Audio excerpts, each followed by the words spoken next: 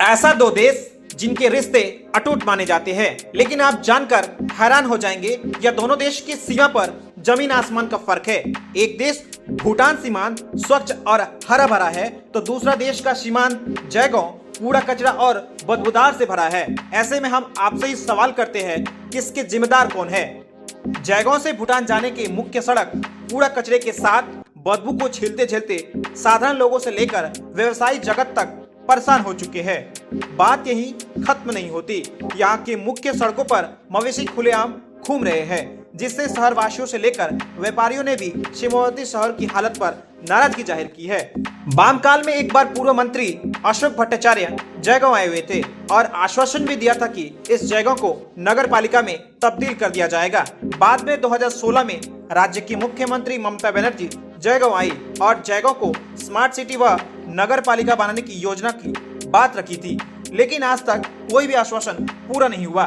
भूटान जाने वाली जयगांव की सड़कें ज्यादातर हिस्से में खाने पीने की दुकान से भरा पड़ा हुआ है।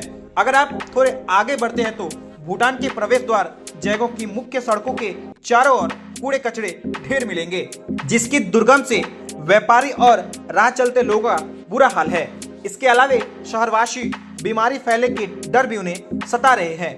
इस कूड़े में बचा हुआ खाना खाने के लिए मवेशी सड़कों पर खुलेआम घूमते रहते हैं, जिससे दुर्घटना होने की संभावना बढ़ती जा रही है। इस जयगांव की मुख्य सड़क होकर हर रोज हजारों की संख्या में लोग काम के सिलसिले में और कुछ पर्यटक के रूप में भूटान में प्रवेश करते हैं। जहां सीमा पर भूटान की सड़कें चमकदार और साफ सुथरी है, वहीं सीमा की दूसरी तरफ खराब सड़कें के साथ साथ कूड़े के ढेर लगे मिलेंगे, जिससे कई लोगों का मानना है कि पर्यटकों पर भी यह बुरा संदेश जाएगा। तो गंदगी तो आप लोगों भी देखा है और सभी लोग देख रहे हैं और हम लोग झेल रहे हैं। आदमी बाहर से आता है, ये एक मुख्य मार्ग है, यहाँ पे दो देशों को जोड़ता है। यहाँ से हर कंट्री का आदमी घूमने के लिए आता है और भूटान के अंदर जब घुसता है तो वो बोलता है कि हम लोग हिंदुस्तान में आए हैं और हिंदुस्तान कैसा है और भूटान कैसा है। रहा दूसरा बात स्वास्थ्य का, आदमी को क्या चाहिए, पब्लिक को क्या चाहिए, तीन चीज़ें हम लोग तो डिमांड करते हैं गवर्नमेंट से, स्वास्थ्य, शिक्षा और सड़क। वो तीनों ही चीज़ें यहाँ पे नहीं हैं। आदमी अगर रोड के ऊपर चलता है तो मेरे हिसाब से अगर डॉक्टरी मायना किया जाए जो पब्लिक का, तो उसके धूला कितना निकलेगा उसके अंदर, ये कोई भी शरीर में से वो कोई भी इसको नहीं बता सकता है। ऐसा हम लोग जयगांव में रह रहे हैं और हमारे पड़ोस में ही भूटान पुंचरिंग शहर है, जो इतना साफ़ सुथरा है। अगर भूटान से कोई आदमी जयगांव में प्रवेश करता है तो जो मैसेज जाता है उसका हम शायद शब्दों में बयान नहीं कर सकते। इतनी गंदगी जगह जगह रोड पर ढेर लगी हुई है गंदगी। तो इस गंदगी को लेकर हमारी जयगांव की जनता भी परेशान है और एक बाहर से आने वाले टूरिस्ट के ऊपर बहुत ही गलत प्रभाव जाता है कि अगल बगल में एक पैर इधर में फुंचरिंग में इतनी सफाई और एक जयगांव में इतनी गंदगी, ये चीज़ हो रखी है। तो इसको लेकर भी हमने प्रशासन से बहुत प्रयास किया, लिखा, यहाँ की लोकल प्रशासन है वो की, पर किसी ने अभी तक कोई ध्यान नहीं दिया। यहाँ गंदगी का, सफाई का लेके बहुत बड़ा समस्या है, जिसके लेके नगरवासी, व्यापारी सारे लोग परेशान हैं।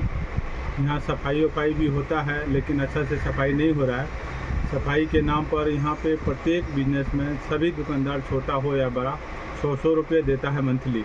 किसको देता है? जो सफाई का जो दिया गया है ठेका, जिसको जिम्मेवारी दिया गया है उन लोगों को दिया गया है। यहाँ पे 4-5 तो है सफाई करने वाले लोग, उनको सबको पैसा मिलता है। प्लस सुने हैं जो JDA के द्वारा भी कुछ इनको दिया जाता है पैसा। लेकिन सफाई जिस हिसाब से चाहिए, हमारे बॉर्डर पर साफ़ सफाई चकाचक होना चाहिए, क्योंकि यहाँ पे कई देशों से टूरिस्ट भी आते हैं। तो जितना साफ़ सुथरा देखेंगे अपने देश में जाके, चाहे अपने क्षेत्रों में जाके, अपने स्टेट में जाके यहाँ प्रशंसा करेंगे, बड़ा करेंगे। तो इसको लेके प्रशासन को और यहाँ के जनता को भी इस विषय को लेके एकदम अवेयरनेस होना चाहिए, चिंता होना चाहिए। ये बॉर्डर टाउन हमारे भूटान से सटा हुआ शहर है, भारत भूटान सीमा है, इंटरनेशनल ये बॉर्डर है। तो यहाँ पे साफ़ सफाई की व्यवस्था सुंदर हो। हम आपका चैनल के माध्यम से प्रशासन को, हमारे जितने रिलेटेड डिपार्टमेंट हैं, प्लस यहाँ के हमारे जो नेतागण हैं, वो सबको निवेदन करेंगे कि इस विषय को लेके काफ़ी ये करें।